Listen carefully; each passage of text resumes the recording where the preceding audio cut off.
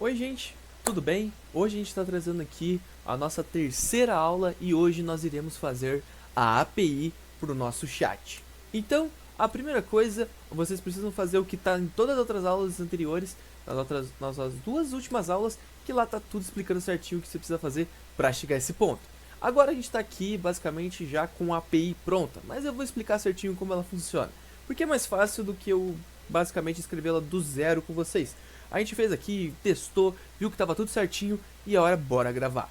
Então, iniciando agora, a gente traz aqui como funciona a API e como que a gente fez essa API. Então, primeiramente, a gente tem aqui a importação das nossas bibliotecas. Aqui a gente utilizou no último vídeo o Flask e aqui vamos usar novamente. Agora a gente vai utilizar o import JSON, que também é importante. O que é o JSON? É o que vai fazer a gente poder enviar arquivos JSON e recebê-los de uma forma serializada, que é uma forma transformada numa string e não um objeto, porque senão ele não vai conseguir entender na hora de enviar por HTTP.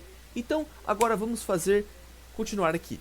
A gente tem a parte do heads, aqui nós temos a comunicação do heads. Então a gente declara o heads, a gente pega da biblioteca o próprio nome heads, né, para criar aqui uma conexão, e a gente tem o host, que é o localhost, no nosso caso, o port, que a gente tinha falado lá naquele vídeo falando como funcionava o port, que seria o 6379. E aqui nós temos uma parte que é o decode responses, e está como true. O que é esse decode responses? Quando você envia, ele manda em forma de bytes, e não forma de texto normal. Então nós precisamos transformar para texto e ele já faz isso automaticamente quando a gente coloca decode responses. Senão cada requisição do heads nós iríamos precisar fazer esse decode. Mas não precisamos porque colocamos decode responses. Então agora a gente pega nosso primeiro endpoint, que é o get messages. E o get messages ele vai ser do tipo get. E a gente vai enviar um argumento chamado username. A gente não está priorizando no sentido aqui de questão de tokenização ou basicamente ou a gente ter sistema de criptografia. A gente fez bem simples. Então não é para ser usado em sistemas de produção. É isso que a gente está realmente trazendo aqui. É uma base de como funciona uma API e fazendo uma API do zero, mas uma API bem inicial, sem tratamento no sentido de try-catch. A gente não fez tratamento de exceção, porque a gente focou em fazer ela funcionar redondinha do jeito que está funcionando aqui. Mas no sentido que, se você for utilizar para produção, você vai ter que colocar mais sistemas de segurança que a gente não aplicou, porque senão ia ficar muita coisa, ia ficar muito complexo e o vídeo já está difícil um pouquinho para quem está iniciando agora com a API, porque a gente está mexendo com Docker, Heads, mas como a gente estava mexendo, a gente nem explicou direito como funciona o Docker, muito porque não era necessário. A gente estava focando, a gente está focando, né, em trazer um conteúdo mais simples e bem introdutório. Então por isso a gente não está fazendo tratamento de token e fazendo tratamento de criptografia, mas é muito importante se for utilizar em produção. Então vamos lá falar agora como a gente está mandando por get esse argumento aqui que é o username. E depois a gente vem aqui e faz messages from heads. O que significa isso? A gente está basicamente chamando do heads, porque o jeito que a gente vai tratar é colocar dentro do nosso banco de dados uma lista. E nessa lista vai estar lá as informações que são as mensagens que aquele usuário recebeu. No heads a gente trabalha com keys, chave e valor, que é key e value. O key seria a chave, realmente, né? Basicamente o que vai dizer, aqui nesse nosso exemplo é o username, então poderia ser eu, por exemplo, André. Então aqui se chama André, então é uma string com que seria André, e basicamente tem um valor associado a ela. E nesse sentido seria uma lista com um histórico de mensagens que as pessoas estão me enviando. Então muitas pessoas podem me enviar várias mensagens diferentes e vai chegar tudo nesse histórico de mensagem.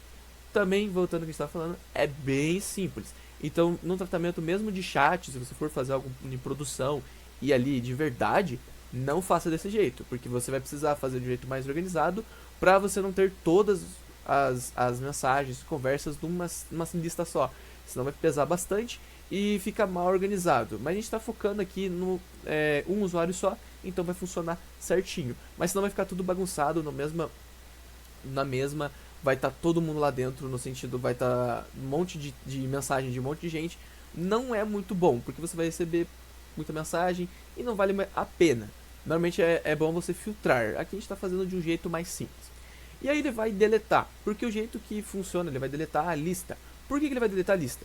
Para falar, olha, já peguei aqui o histórico, não preciso dele, quando vier mensagem nova eu vou... Aí eu pego só as mensagens novas, não preciso pegar as mensagens antigas. Nesse sentido aqui também, a gente não fica salvo o histórico. Então se você fechar o programa e abrir de novo, você perdeu o histórico. Você vai ter que mandar mensagens novas, mas basicamente as mensagens antigas você não consegue ter acesso. Aqui, tecnicamente, a gente conseguiria fazer um sistema diferente?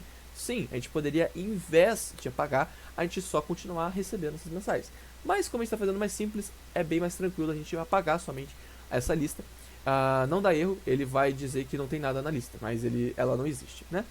Então, é como ele zerasse, ele não vai dar erro no sentido de falar que não existe, ele só vai falar que está vazia, ele vai identificar como isso, então ele vai falar, se não estiver vazio, a gente estava falando aqui que se o tamanho da lista não for vazio, então tem mensagens, né?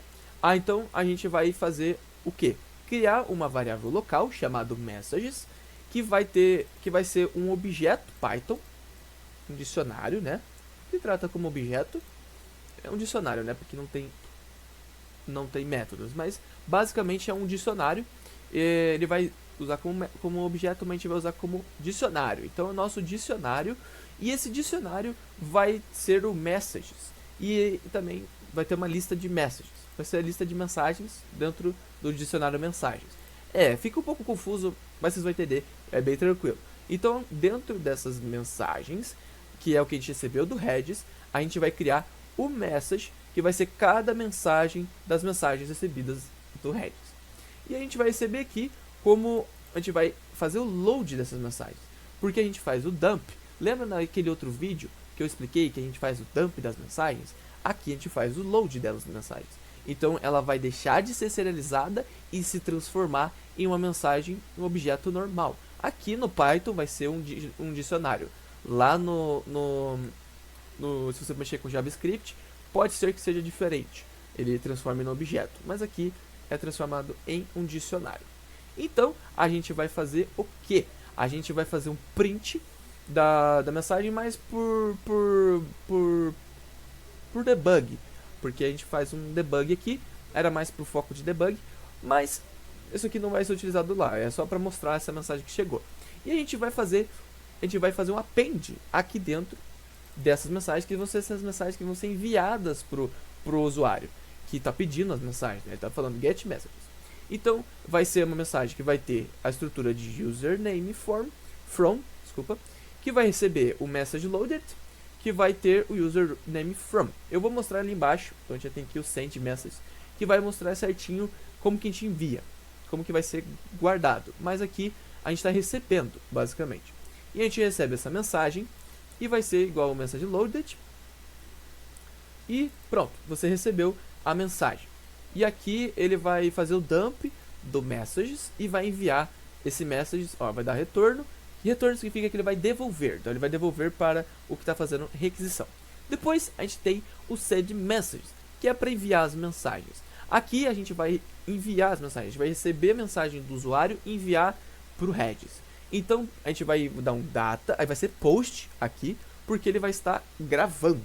Então o get recebe e o post posta. Tô brincando. O post ele basicamente vai funcionar como um write.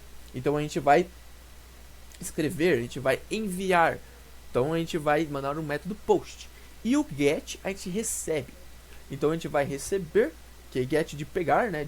De receber mesmo, basicamente em inglês. E é no sentido para a gente poder receber esse valor. Mas aqui a gente vai estar postando, a gente vai estar enviando em método post. Então vai ser get JSON, que vai ser o JSON que o nosso usuário vai enviar. E com isso a gente vai receber em data. E é o que eu tinha falado sobre o username from e o username to. Aqui que está. Aí o username from é o username da pessoa que está enviando. E o to é o destinatário. E basicamente vai ser o username true. True não, to. E aqui a gente pega o message, que vai ser a mensagem enviada. E a gente vai fazer o print. Normalmente para debug. E aqui a questão do rpush. Como é uma lista, ele basicamente funciona como uma lista e uma fila ao mesmo tempo. O que é uma fila? A fila é uma lista em linguagem de programação que basicamente funciona da seguinte forma. Você só consegue colocar no final da fila e receber do início da fila, ou do final da fila também. Aqui a gente consegue fazer todos os módulos. Que é o que? Basicamente, quando eu coloco rpush, é que eu quero enviar um arquivo, um dado que seja colocado no final da lista. Eu podia colocar lpush. Lpush significa que eu estou colocando um dado no início da lista. Então, basicamente, você pode colocar das duas formas. Eu coloco no rpush porque é no final, essa é a última recebida. Mas você pode colocar invertido também, porque funciona. E basicamente você vai colocar aqui o username from, username to e o message. É basicamente isso, bem simples. E depois disso, ele vai fazer um dump desse status criado, porque a gente não precisa mandar nenhum dado, a gente só precisa falar criei, tá tudo certo. A gente poderia fazer um status 200 ou fazer outra forma, mas a gente está focando de uma forma mais simples. Mas tem a questão dos status em API. Aqui a gente trabalhou mais de um jeito mais simples e não olhar os estados e os números deles. Mas você pode pesquisar certinho pesquise sobre status, numbers stats dentro o number status dentro do Google ou do navegador que você utiliza para entender certinho como funciona. E basicamente são números que significam coisas, porque é mais fácil de você enviar um número do que você enviar um texto. É mais leve, né? Então, basicamente, agora falando sobre rodar e vamos no Insomnia. Brincar no Insomnia. Tô brincando. Vamos lá, basicamente, no Insomnia pra gente testar como tá funcionando. Nesse vídeo aqui, eu só tô trazendo a API. Então, a gente vai testar com o Insomnia. É bem mais fácil do que você fazer com a aplicação final. Porque o Insomnia é só, literalmente, a parte da API. Você não precisa depender de um front ou de outra coisa que você estiver utilizando, como de outra forma. Então, agora a gente vai vir em Run Python File. E a gente vai inicializar e pronto, está aqui. Nós temos finalizado e está aqui. Agora a gente vai lá para o Insomnia. Chegamos no Insomnia. Agora aqui no Insomnia eu criei já duas requisições. Uma get e outra post. Eu já coloquei aqui, mas como cria? Cria com esse botãozinho mais e vindo em HTTP request. E você cria aqui e você só coloca aqui se é método get, se é método post, o body é basicamente o que está a informação ali, se você quer mandar um JSON. Mas a gente já mostra. Então, primeiro de tudo, a gente vai fazer um send message, que é um post. Então, aqui estão as informações, que é o user from, user to e o message. Nesse trabalho estamos eu e o Ageu. Então eu coloquei aqui André e Ageu. Então vamos aqui sobre username from André e o username to Ageu. E a mensagem, oi, vamos enviar? Send message. E foi criado, então ele foi enviado, tá tudo certo, ele não deu nenhum erro. E agora a gente vem aqui, então é o Ageu que recebeu a mensagem e a gente está aqui, ó, que o parâmetro que a gente coloca no final do endpoint, que quando a gente manda em parâmetros com get, a gente coloca o interrogação, a chave e o valor. Então aqui é username, Ageu e send. Ó, antes já estava aqui, mas ele reiniciou e já está tudo certinho. Message, user from, André, message, oi. Então já está aqui, gente, já está funcionando, já estamos recebendo. Então agora vamos fazer ao contrário. Vamos mandar uma mensagem do Ageu para mim. Então, Ageu e André. Vamos enviar. E agora não oi. Vamos dar um tudo bem. O Ageu mandando um tudo bem. Vamos fazer um send. Deu tudo certo. Status criado. Então tá tudo certo. Não deu erro. Agora muda aqui de Ageu para André. E um send.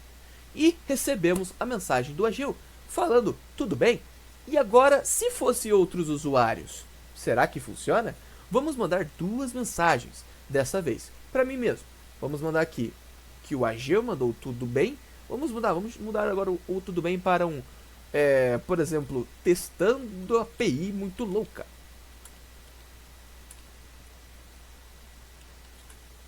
Muito não dá, né? Muito louca. E vamos enviar. Enviou. E agora vamos criar uma outra pessoa. Por exemplo, o YouTube. O YouTube mandou uma mensagem. Vai que o YouTube mandasse uma mensagem pra mim. Mandando, o canal de vocês é incrível.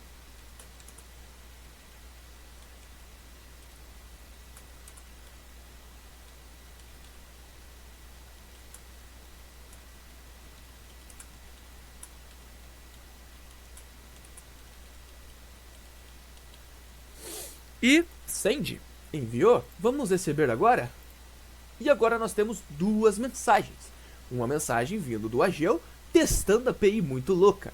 E uma mensagem do YouTube, falando, o canal de vocês é incrível. Fala pro pessoal se inscrever. Então se inscreve, galera, no canal agora e deixa o like para mais coisas legais que a gente está trazendo aqui. É bem bacana trabalhar com a API e eu gosto bastante desse assunto, então a gente pode trazer mais coisa, trabalhar com jogos, por exemplo. Jogos é bem interessante, utiliza bastante de sistema de API e sistema também do Redis que a gente está trazendo aqui. Em jogos você consegue ter uma velocidade, você precisa ter uma velocidade alta em jogos multiplayer, por exemplo. E a gente pode tentar trazer aqui jogos multiplayer, seria muito maneiro, seria legal, né? Vocês querem?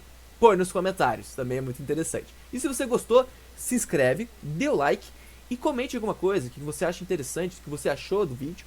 Né? É basicamente o vídeo de hoje era isso. Eu gostei bastante de trabalhar nisso e agora a gente vai trabalhar no front. No front vai ser bacana, a gente vai trabalhar numa aplicação em Python, bem tranquila também de mexer, mas vai ser legal. Até o próximo vídeo, galera. Espero vocês lá.